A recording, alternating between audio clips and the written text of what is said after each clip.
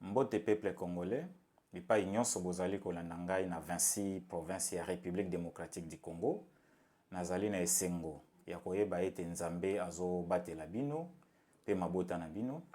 Lelo na ye kobimisa contre-vérité sur le point de presse, il y a porte-parole, il y a gouvernement et puis il y a porte-parole, il y a président de la République.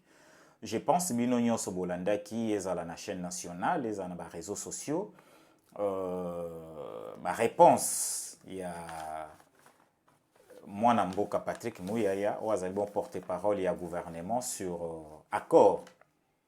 Il y a Rwanda na RDC.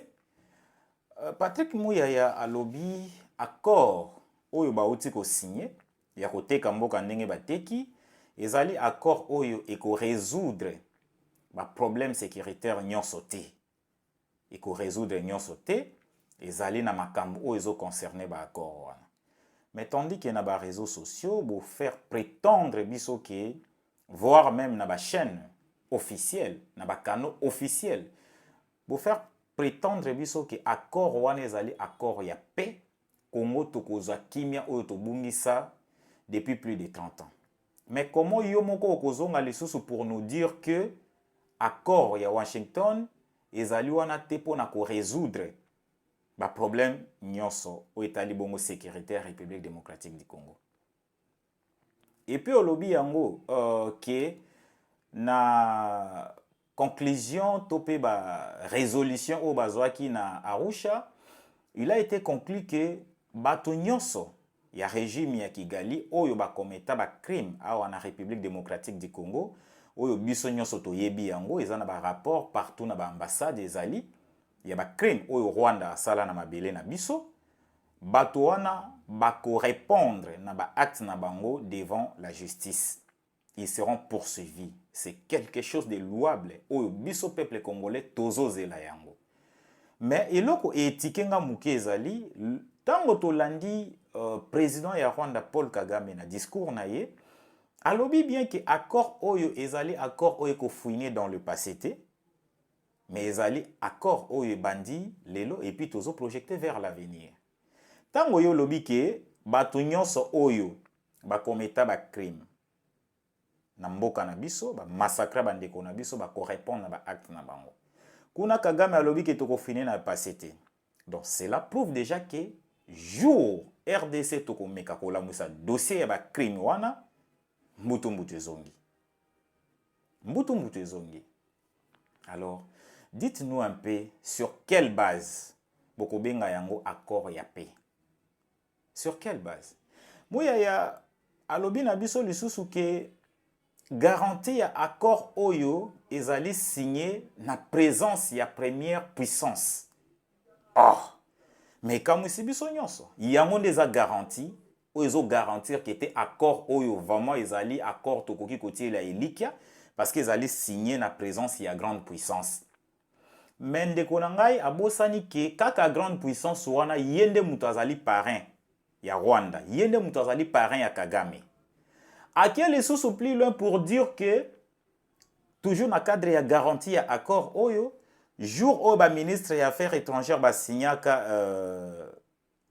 accord oyo entre le ministre des affaires étrangères et Rwanda et puis il y a République démocratique du Congo oyo biso ministre des affaires étrangères maman na biso ayamba maka na Maison Blanche et pas il y a président américain. D'ailleurs le président américain avait prié. Cela prouve que azui likambo yango vraiment ate yango penza na motema likambo ya Congo. Non, excellence Mouyaya. Non, détrompez-vous. Trump n'a jamais aimé le Congo plus que les Congolais eux-mêmes. Trump ne va jamais aimer le Congo plus que les États-Unis. Dans tout ça, Trump a ça la biso ezali théâtre parce que a moni intérêt ya République ya États-Unis na kati ya makambo oyo.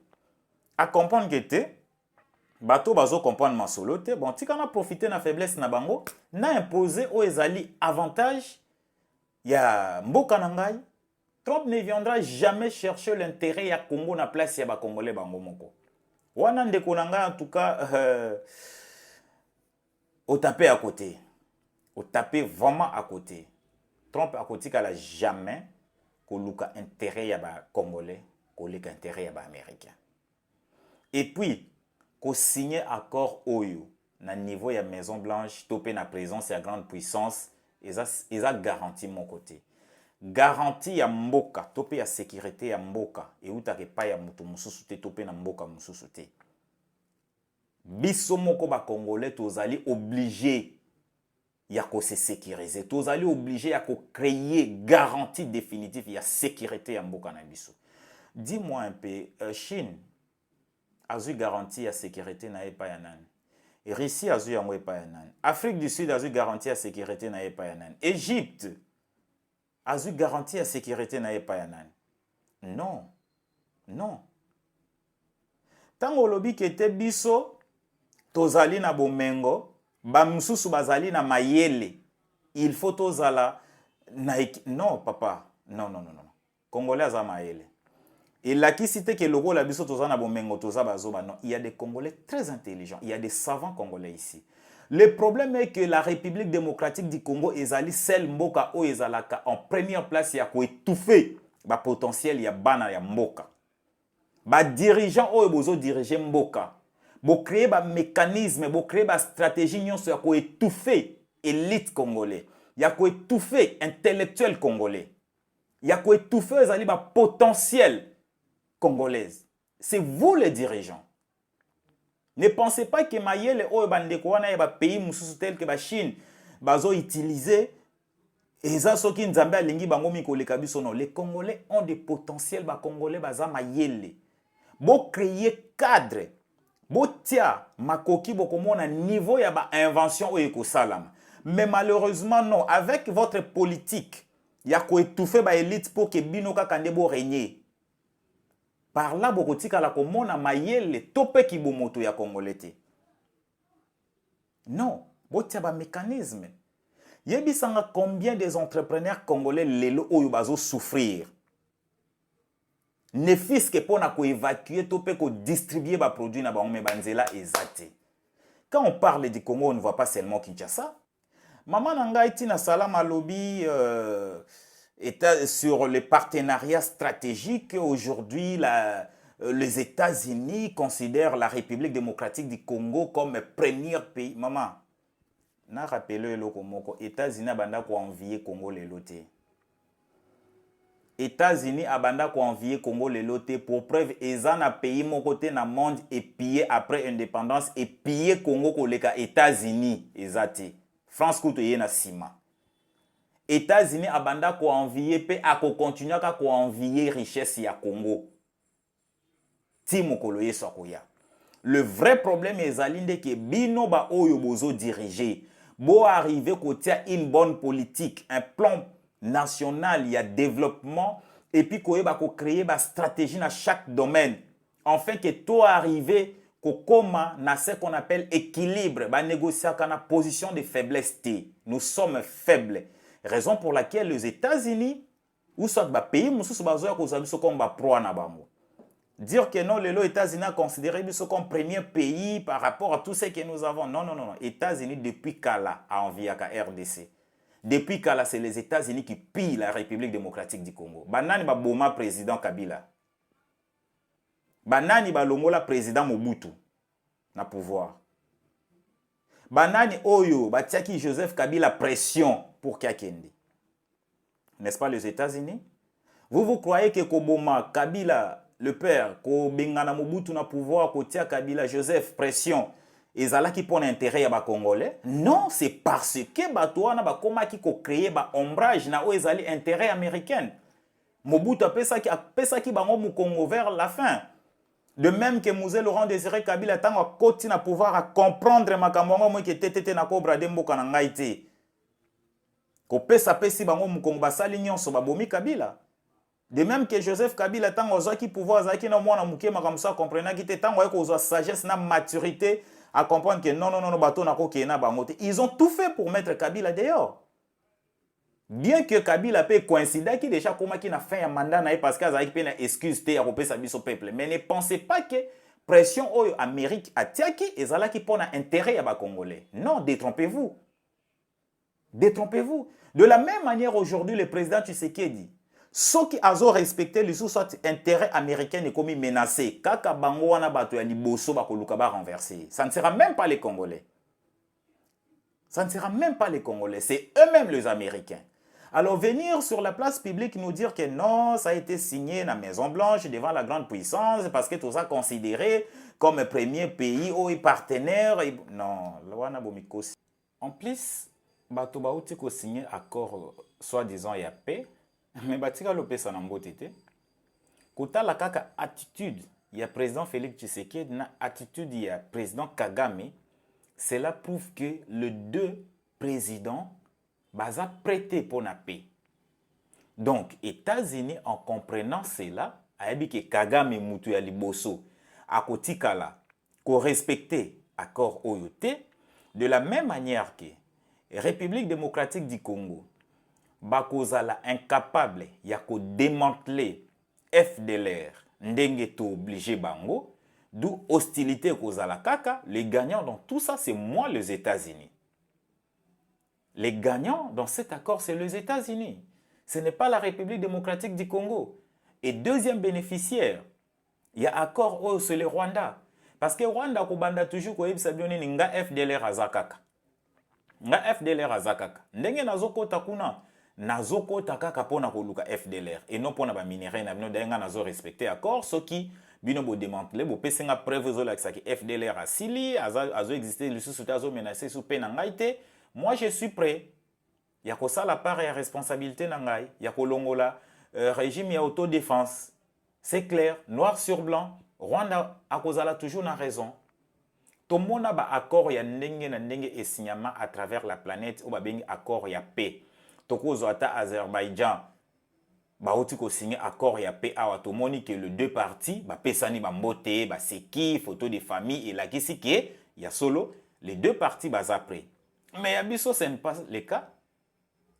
Ezala à l'entrée du jeu chef de l'État Félix Tshisekedi aza na position na ye, aza na regard na ye, de même que président Kagame kuna pe aza na ngambu na ye, aza na oya ye regard ko silisa tango ba silisi ko signé Kagame asali wa ko sala comme geste président de la République démocratique du Congo son excellence Félix Tshisekedi aussi asali pe oya ye ko sala comme geste mais rien n'est garanti na ba attitude na bango parce que président de la République aza n'importe qui te. Tout geste tout acte qu'un président de la République a koki ko sala, topé ko poser ezalaka déjà communication. Ezalaka déjà communication. Donc les deux partis, ou soit les deux présidents de la République, c'est loin. Et puis, quand attitude il y a président Félix, pour comprendre que le président de la République a compris que non, dans cette affaire, je ne suis pas gagnant. Malheureusement, ma essayé sopani. Na rosala nini si na signaki. Parce que ma ministre accord qui signé quand en décembre était déjà signé depuis le mois d'avril entre les deux ministres des Affaires étrangères. Ba chef de l'État baye kakande ko pesa yango kilo oyo to benga kana lingala.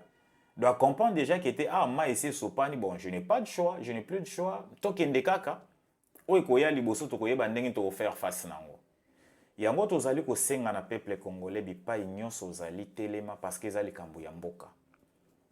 Son excellence Félix Tshisekedi pe aza mwana ya mboka. Aza ndeko na biso to sunga ye, to bimisa ye na erreur fatale oyo ba opportuniste ba kotisi ye. Président Mobutu asalaka yango informel pona ko concevoir pouvoir na ye ba américain bazo o ba kokai kozwa. Mais tandis que chef de l'État Félix ba induit na erreur, ye a officialisé yango akabimbo kasiko na ndenge ya mukanda. De oyo nyonso akoya après oza obligé au respecter accord wana. Ce que respecter yango te oza na problème. Madame Tina Salama lobil makambo ya économie, makambo ya nini, comment on appelle ça, partenariat stratégique. Madame, n'oubliez pas que le corridor y a lobby autant au Biden à Yaki Awa. Parce qu'il y a l'intérêt américain là-dedans. Ce n'était pas pour l'intérêt Angola, il y a République démocratique du Congo. De même que les États-Unis, l'infrastructure aux États-Unis qui mettre en place dans la République démocratique du Congo et qu'on a toujours au bénéfice na yé. ndenge nini évacuer facilement minéraux topé produits nyonso ya kozwa vers la mer pour que kota na masu ekende. Pour preuve bokomona kaka soi-disant implication américaine sur le plan économique tango bakobanda bokomona bakobanda ko se concentrer plus na ba zone où kozala tout autour ya mai place au bamasua ya minene ba cargaison ya minene ya kakotelema pona ko évacuer za ba marchandises na bango ba se concentrer plus na ba zone oyo ezana ba minéraux stratégiques et puis zone ya évacuation peuple congolais telema parce que ezali likambo ya mboka. Rassemblement national pour le développement ou ezali bongo mouvement politique de la reprogrammation tokokende na likambo tina suka ndenge moko Lumumba abundaki pona indépendance politique ya République démocratique du Congo alongaki yango de la même manière Rassemblement national pour le développement ekobunda pona indépendance économique ya République démocratique du Congo peto kozwa yango parce que c'est possible. Tozali na makoki, tozali na potentiel, peuple congolais azali peuple oyo barolaka ye éternité te. Peuple congolais azali peuple oyo basakanaka na ye nyonso te. Ngonga ekoki ya ko racheter ou ezali bongo indépendance économique ya République démocratique du Congo. États-Unis akanisi a roulé toute une génération mais à Mikosi.